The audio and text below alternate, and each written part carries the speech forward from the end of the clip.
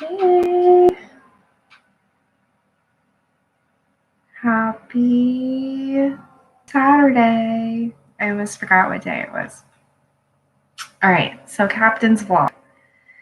Captain's vlog is I didn't want to make this fucking vlog. How about that? But I have really been putting forth the effort to commit myself to recording my experiences so that I can, figure out my life and stuff. But I really don't want to. But I'm gonna. I do want to. That's obviously why I'm doing it. But there's resistance, especially because I don't like to complain and it's been a really hard week. Okay? So I like to be really positive.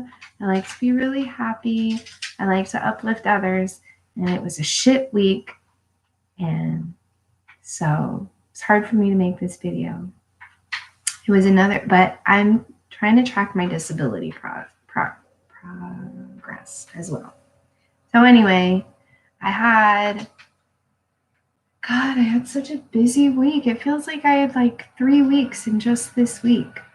I went to disability on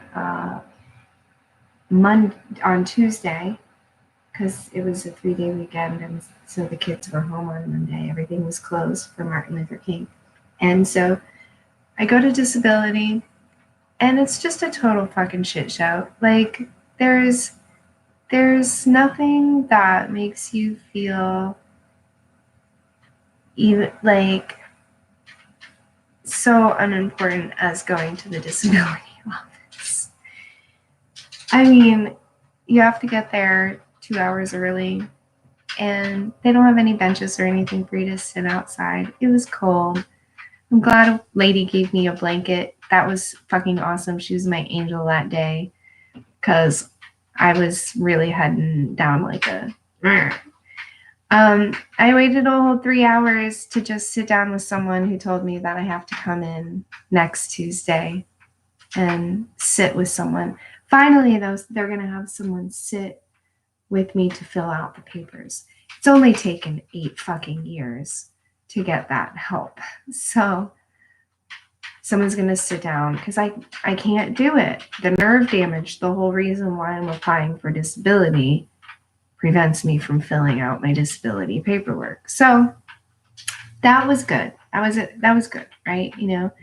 So it could have been worse. Hey, Lee. Thanks, hun. So I got my appointment for Tuesday, and that's great. And then I got sick. I got really fucking sick, you guys. I got really fucking sick this week, which is why I'm not able to do daily videos. I'm just not able to because I'm not feeling well enough. This is the other thing that's weird about doing these videos is it's really making me see how I'm actually feeling. Because like I live moment to moment, because to me, in our moments, that's when we can access peace and happiness. When our brain is always like in other places, then we're not going to be able to find peace. So I work really hard on and prefer to be in my moments, because anything outside of that in my life is fucking relentlessly painful. So the way I cope is by just being in my moment. And when I'm in my moments, everything is doable, because I'm only dealing with what's right in front of me. Eckhart Tolle writes about the power of now in the power of now. And yeah, it's the only way that I'm able to get through all of the stuff that I'm going through, because instead of looking back at everything as a whole, I'm just taking it piecemeal by piecemeal. But this week, and going through this disability process and doing this experiment where I'm recording live, I really wanted to do every day, and it's pretty wild to see that I can't even do that. because I don't feel well enough, you know? And it's just weird to like take a step back from my moments to see what my life, what it is like right now, you know? And yes, I promise I've been drinking water. More than that, okay, so what happened was this week, and I think it was related, mind, body, and spirit. Like everything goes together. There's not any coincidences, you know? And so at the same time that my dad is going through his cancer stuff, he's been not able to eat for months. And so this week, Monday, Tuesday, they did a scope, and something is obstructing his esophagus. So only a little bit of liquid can get down there. And so he's lost like 100 pounds over the last couple of months. So there's that, you know, dealing with that. I think my dad's dying. My son is playing Fortnite, so if you hear like random creepy whispering, that's why. So yeah, I believe in the power of the body and the mind healing so much, and he's the one that initially even opened me up to that world as a kid. So I just kind of assumed that he was going to heal. And in ways, you know, we are.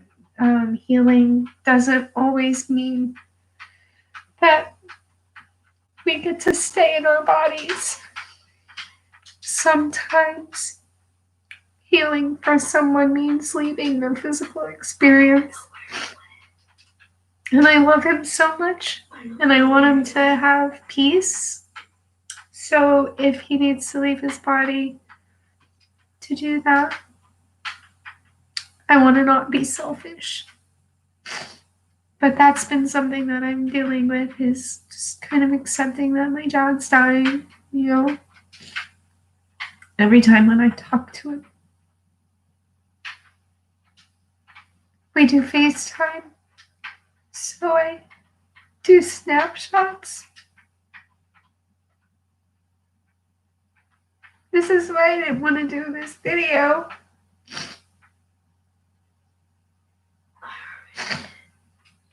So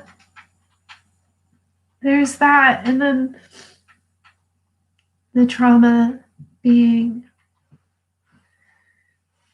triggered because I'm dealing with stuff with him, so it's triggering all of the trauma that is ready to be healed, you know. And it's painful, but it's important to look at, you know.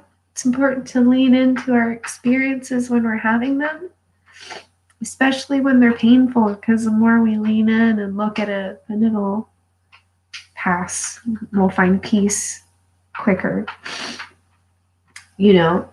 So it's not a coincidence that at the same time he's dying, I'm having a resurfacing of all of the stomach issues that started when him and my mom got married when I was a child, and him being a food addict, and me ending up as an anorexic for a lot of my youth. You know, energetically, our physical manifestations of symptoms are just our body communicating that there's a trauma that's ready to be looked at. And so right now, my body is telling me that it's time, I'm ready to look at all this fucking father trauma My biological dad killed himself when I was 11. And then my mom married my stepdad. And I made him, in my mind, to be a superhero, you know? And in a lot of ways he was. But because of that, like, thought process as a child, now I'm an adult coming to realize that the person I built him up to be, the relationship that I created in our mind, although we are very close and I love him very much, I'm looking at it now, realizing that that was a coping mechanism for me, and kind of being smacked with like a reality of what is really going on. So all of that stuff. And so I'm having a flare of gastroparesis, which is paralyzation of the esophagus and stomach and intestine. And so I have bouts of it. It's a Lyme thing. And it's happened where I've had, you know, a day that I'm not able to eat. Well, actually, about, let's see, 2010, it was so bad that I didn't shit for 6 weeks. This is a real talk here. This is when I was younger, the issue was I would go to the bathroom and I'd fill the toilet with blood. And it's called lymphonodular hyperplasia. I had polyps and bowel disease since I was 8. And so, but I kind of had it a little bit more under control lately. It wasn't running my life. I was able to go out and eat, you know, like I could like go out and eat a whole meal, you know, without my stomach revolting. But I don't know what the fuck. Well, I mean, I do know it's trauma being triggered. And not only is it, check this shit out. Not only, can we say hi? Boy. Hi. I love you. I love you. I was talking to them about how sick I was this week. Yeah, she was really sick. Couldn't get out of bed. Even today I took a nap. I don't take naps. Yeah, you don't take naps a lot. You only take naps if you're feeling sick. Yeah, I don't know, man. And so it hit me, and basically my system just shuts down. Oh, sorry, Carl. Gross talk, right? The comments, there's a lag in it, so I apologize if it takes me a while to respond. I respond as soon as I see it. So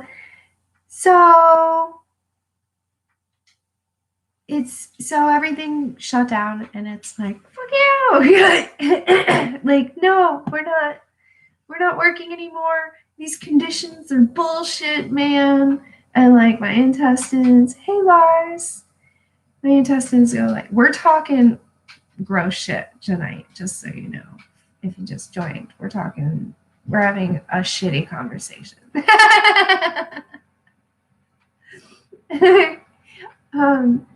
So there's no,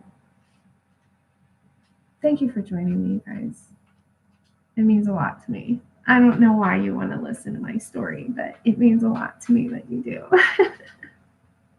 Don't forget to like all that shit I'm supposed to say. So anyway, my digestive system went on strike, and not only did it go on strike and refuse to process what was already in there, but I was vomiting because I didn't want to take anything in either. And so I haven't been able to eat all week either, which is interesting because it's what my dad's going through, you know. Oh, thank you, Carl. Yes, I am very, very, very blessed that I have people that care about me. It really means a lot to me. It really, really, really does. I genuinely mean that from the bottom of my heart. I really, honestly, genuinely do. I appreciate you. I appreciate you guys being here with me. This is how I bond. This is my life, you know. I don't feel well a lot of the time. So this is what I do. Lars, I'm not going to do that here. However, I do have videos that you can message me about. Carl, what's going on with you? Oh, you can't relate? Well, to the level of pain. Here's the thing about pain is that it's relative. It depends on what you've been through in life. I remember I was in rehab. I was 16 and I was in rehab, and all the girls and we were all in there, and they were doing, as my son whispering over there because he's being respectful that I'm on a live video. How about that? He's so awesome.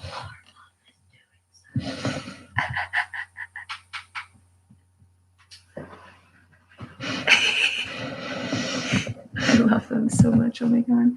So, I love you.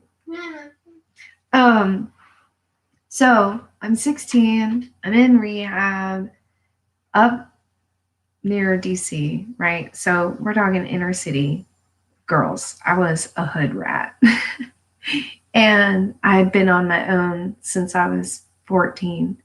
So I was a hot fucking mess. And we're in this group, and in comes this girl who, she's a Becky.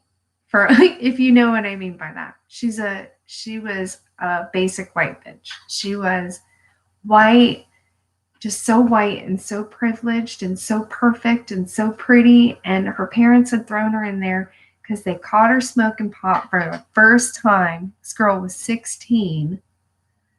And we were all like, what the fuck? Get out of here. This girl's addicted to heroin. This girl's addicted to meth. This girl's, you know what I mean? And you got caught smoking a J. Give me a fucking break. So they had us in a group, though. She ended up getting picked up. The rehab place was like, what the fuck are you doing? Wasting our time. But while she was there, she was joining the groups.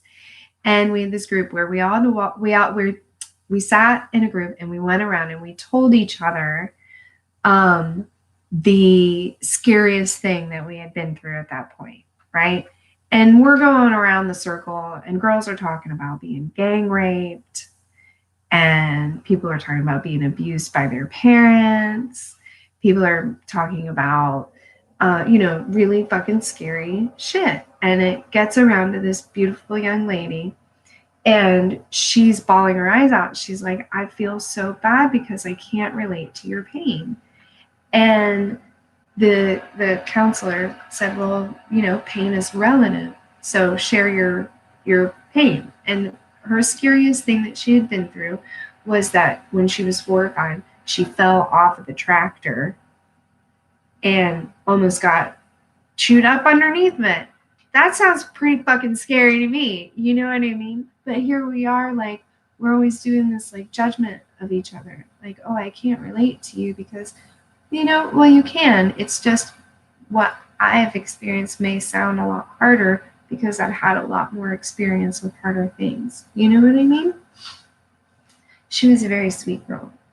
I'm going to be going live, just so you guys know, after this, I'm going live from my Facebook channel because I'm writing my book, which is part of why I'm doing these videos. I'm writing my book because I have no memory. This is how I'm doing it. Listen, don't let anything hold you back. You hear me? You hear me, people watching? Don't let anything hold you back.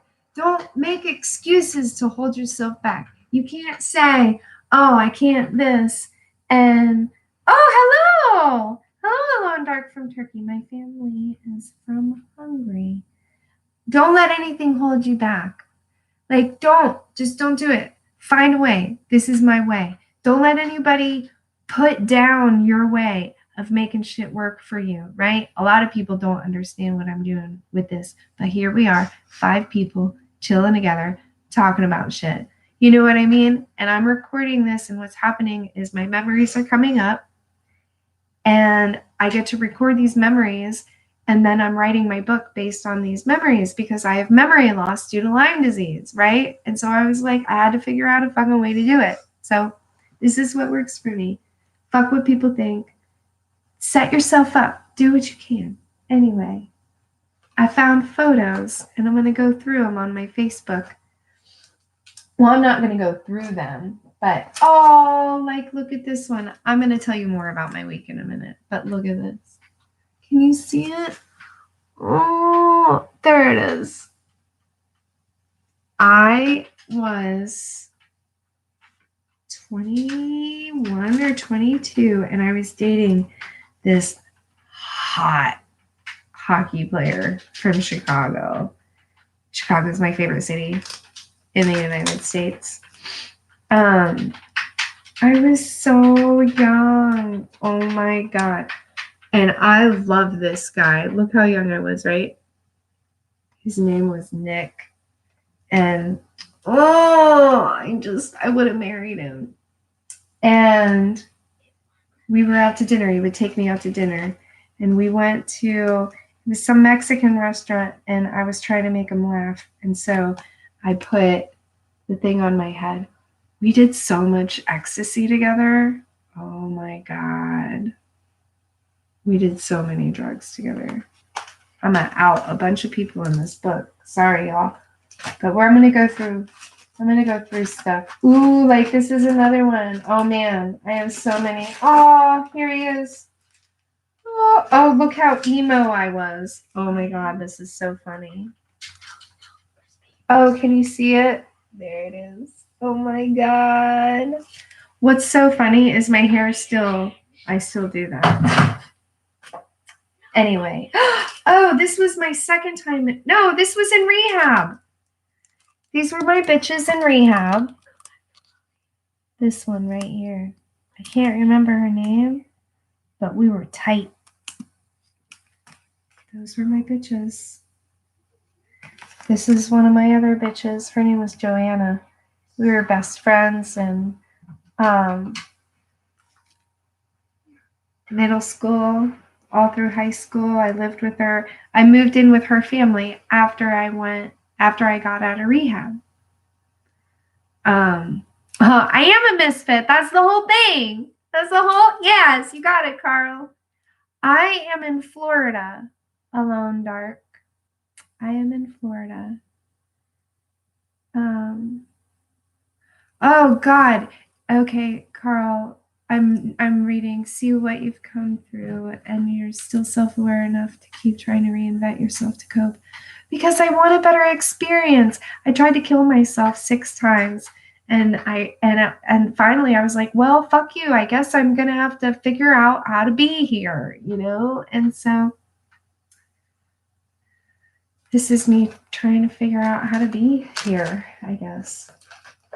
So anyway, I'll do more of that later. Oh God, that guy. Oh, oh my God, this is so fun. Anyway, so this week, bye, Alone Dark. So I got really fucking sick, and all of those memories came up. It was the 3rd year. It was the anniversary of my mom passing 3 years ago. And then I had to schedule an MRI. I have an MRI on Monday. I'm terrified to have done. So all of that trauma came up about medical, the medical trauma that I have. And oh shit. It's time to write my goals for tomorrow. So yeah, I am doing a little bit better. I am excited that I got some things done this week, like I was able to get shit done. But it was a really hard week. So that's my story. Now I'm going to go live on my Facebook channel. You know what I'm saying. I feel like there were some other things that happened this week.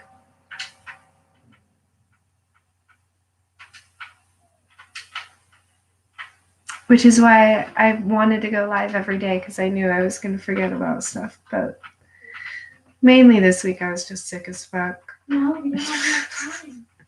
So I'm going to go show some pictures on my Facebook page. It's Jessica Lynn Ross on Facebook. If you want to check out some some photos of me. I'll upload them here to YouTube though, so you can catch up with them later if you want. But thanks for being here. Thanks for being you. See you next time.